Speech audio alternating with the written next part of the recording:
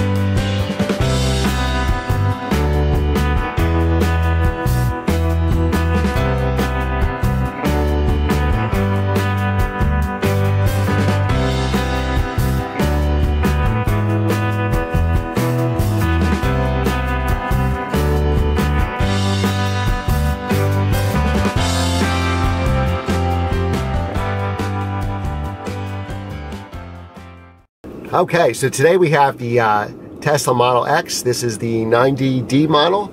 Okay, so the first thing, the weirdest thing for me so far being in this car is you put your foot on the brake and the car starts. So there's no key, no key fob. I guess you have to have the key fob on you, obviously, right? It won't start. So you kind of have the Mercedes gear shift lever here. So we're in park. So I'm going to put it to drive. Is there any parking brake or anything on? Okay, all right. So I just hit the gas and we go? Okay. So now this car is 5,900 pounds, but you know, oh, so there's the regenerative braking. So it's kind of weird if you're used to driving regular cars like me. When you let off the gas, you have that regenerative braking, and it actually slows down the car for you. So let's just go here. If we were going, oh, look at that. That's great, that backup camera. We'll shoot that later.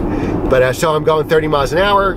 I let go of the gas, and now we're going 20, 18, 15. I just hit the gas again, but it would slow you down almost to a stop, right? Mm-hmm. About 5 miles an hour. Okay, and that saves battery life. That kind of recharges the battery too? That charges, saves a lot of brake wear. Gotcha. And you said the brakes could last 3 or 4 times longer by doing that, because you really don't have to press the brakes very much. Now the range of this car, this model, you said it's about 250 miles? At 100% charge. Oh wow, so it's really fast. Holy crap. 0 to 60 in 4.7 seconds. Wow. Now this isn't the performance model, this is the 90D, right? That was the P? Correct. 90D, and P stands for performance? Yep, now they have a P100. Oh, okay. And that's 0 to 60 in under, I think, about 3.2 seconds. Wow. I mean, this feels pretty fast, and it's all the torque's available right away, right, at 0 RPMs. Yep.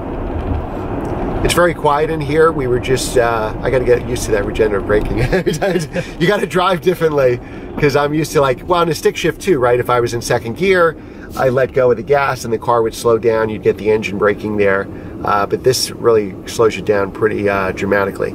So the base models start as in rear-wheel drive, right? This is an all-wheel drive model? Model X's are always all-wheel drive. Okay, so they all are? Yep. Okay, so the X stands for all-wheel drive? Or X is the model itself? crossover, and the S is the sedan. Is the sedan. So this is really Tesla's third model, because you had the Roadster originally, right? Yep. Which was based on the Lotus Elise, and I used to have a Lotus Exige, then the Model S, and then this model. This is 2017 or? End of 2016. Okay. December 31st. And did they come out in 16? Was that the first year for this car? Technically 15 they started producing, but 2016 was a main year of first production. Okay. So besides the regenerative braking, I noticed that right away. I love this screen here, which we'll have to turn the camera so you can see the backup camera as you're driving. It's really cool to see everything going away from you. And it's a 1080p, so it's a sharp picture. And again, you have the big windshield up here, which is almost like you're in like a fighter cockpit or something like that. It's a very smooth ride. It's nice and soft, very comfortable. These seats are really comfortable.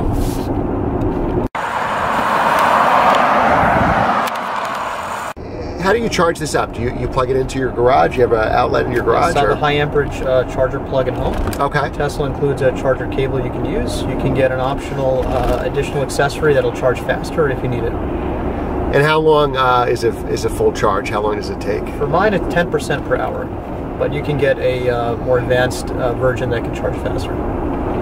So the slowest version would be 10 hours for a full charge, assuming you were completely empty? Okay.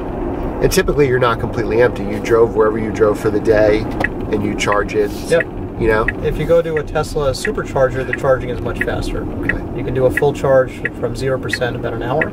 Oh, wow. And you can go from 0 to 80% in 25 minutes.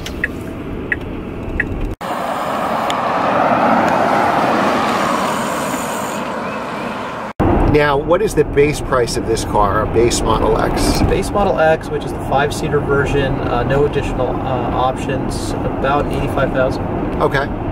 And what is that called? That's not a 90D, right? That has a lower range? 75D. Okay. 75 kilowatt hour battery. And what is the range approximately of that? That's about, I think, 230 miles. Oh, okay. So it's not that much of a difference, 20, 30 miles? You get more mileage with the 90D, but you also get better acceleration too. Oh, okay. I mean, it doesn't feel like a 5,900-pound car. I like lightweight cars, and this with all the electronics actually feels pretty good, right? Yeah. You don't feel like you're driving like a Hummer is this weight, and it feels it handles these turns here on these mountain roads really well.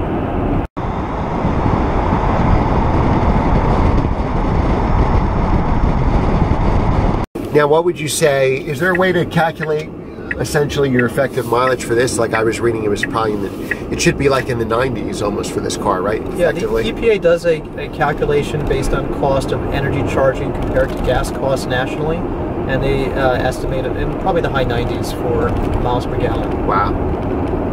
But right now, my charging costs, it's about 1/3 of whatever I'd pay for gas is what I pay for electricity to charge the car. Oh, wow. When you activate autopilot, because it's on off by default. Okay. So when you first turn it on, there's this whole legally screen that pops up, and you have to hit accept. That like you've read all this. Oh, and you agree to the terms or whatever. I mean, Tesla's got their lawyers like on it that like if you screw it up and you like cause an accident. Wow, this car is really fast. Holy crap. I'm using all your battery now. Actually, we've been driving around a long time. So we started at 88. Yep. And we're still at 81. So I mean, really. Honestly, like low speeds like this, it's very efficient. It's really just its high speeds is when you really use up the most battery. So if you were going 80 miles an hour, you're going to suck a lot more than if you're going 60. Yep. And charging-wise, Tesla recommends not to charge to 100% each day unless you're doing road trips, because that'll eat away some battery life. Oh, really? Okay. It has a charging meter where you can set the level of charge. You set it at 90 or whatever? Okay.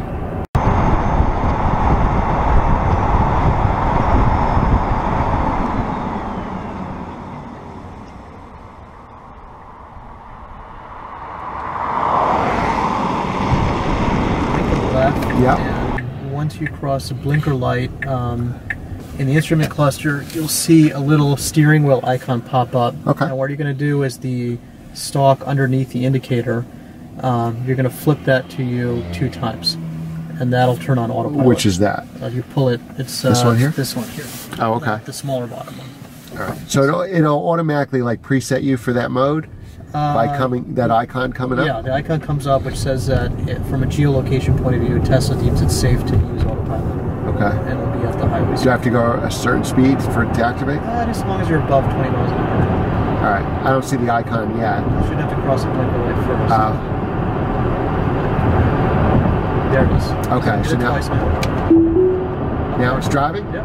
Oh, Jesus. It's weird. So if that same stalk, if you flick it up or down, it'll change the speed. You're right now at 64 miles an hour. Wow, so it's turning. I'm not doing anything. Yeah. And at 64, I just took the speed I was going, like cruise control. Yep. Okay. But you can change that speed if you want. And if you wanted to change how far apart you want the car in front of you, there's there's a dial on that same stalk. You just turn it clockwise or counterclockwise. Oh, yeah. And you'll see a little icon that pops up. You can try right now if you want.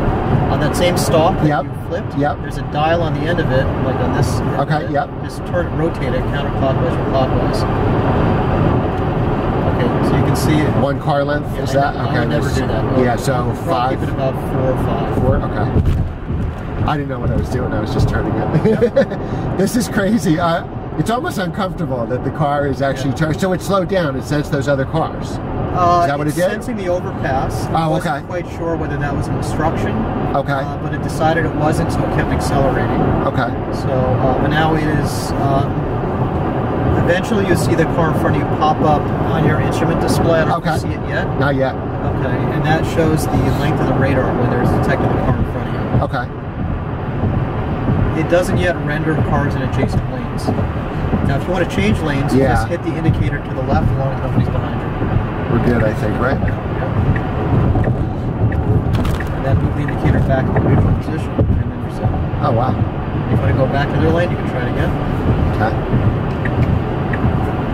Now, is there blind spot monitoring? What if somebody was there? Would it stop me? I would. Okay. Yeah. And the car has sonars around that. You actually see the sonar going off. So it's sensing there is a barrier on the side of you, so the sonar is activating and it displays that. And it does color coded. White is far away, yellow is getting closer, and red is way too close. Okay. So now it's rendering the car in front of you. Oh yeah, I see it, yep. Yeah. So we're going to keep this distance from him. I think I have it at 4 or 5 car lengths. Now it won't stop at a stoplight. It won't? So yeah, as you're getting close to the stoplight, you'll have to. So it sensed him, I think, going off there. Yeah. So we slowed down from 64 to 58 because the car... Watch out, it may not see this car. Okay, should I brake? Brake, yeah. Yep. All right, so as soon as I brake, just like cruise control, it disables the whole thing. Can you override it, or I got to press the brake?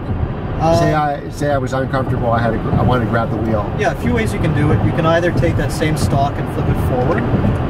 You can just grab the wheel and torque it to a position, it'll deactivate it. Okay. Or you can just hit the brake. Gotcha. Sometimes if you torque it, it'll keep on the cruise control, which they call TAC, traffic alert cruise control. Okay. Where it doesn't auto steer, but it'll keep the speed, and it'll decelerate if there's an obstruction coming out of the car coming up. So if I really want to deactivate it, I'll hit the brake fully, or take that stalk and flip it forward all the way, and then it's fully off. You can push the stalk forward this way? Yep. Okay.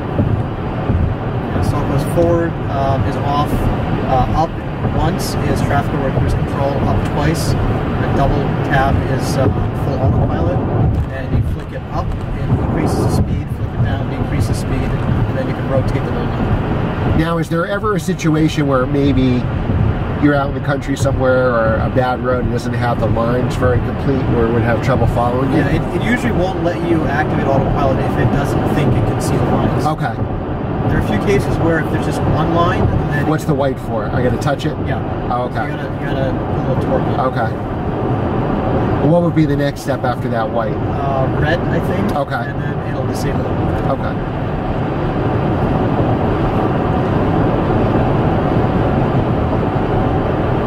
Now that car's taking us for a minute. That's crazy. Yeah, so it's navigating the turns pretty well. Yeah. And it should start seeing the car in front of you, if you see it on the display. Yes.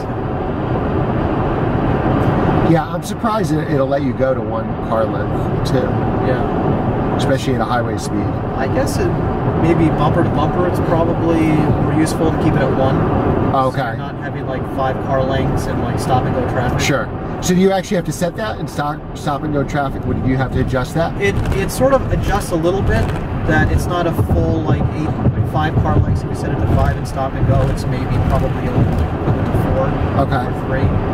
But I do manually play with it a little bit. All right, it's on white. Can I let it go to the next stage? You can try it and see. Yeah, see what. Well, you're getting to a light coming up. So all right, I'm watching the light. So. It's flashing more vigorously. I have my hands right here. So. All right, so it won't stop for a light, right? So I just took over. Yep. Wow, that was really cool. Yep. You know, like anything else, I guess you get used to it and it becomes second nature, right? Okay guys, that's the end of our video on the Tesla Model X, and I'm impressed. I had no idea that this car had that kind of technology. So the biggest things that stand out to me are, of course, the autonomous driving, the braking, this backup camera here. It's just an amazing car. I'm really impressed of all the technology that this car has. So thanks for watching that video. Be sure to give it a thumbs up. Be sure to subscribe to our channel. We post new videos all the time. Be sure to leave a positive comment below and share this video with your friends. And all 4 of those help our channel to grow. We'll see you soon. Thanks for watching.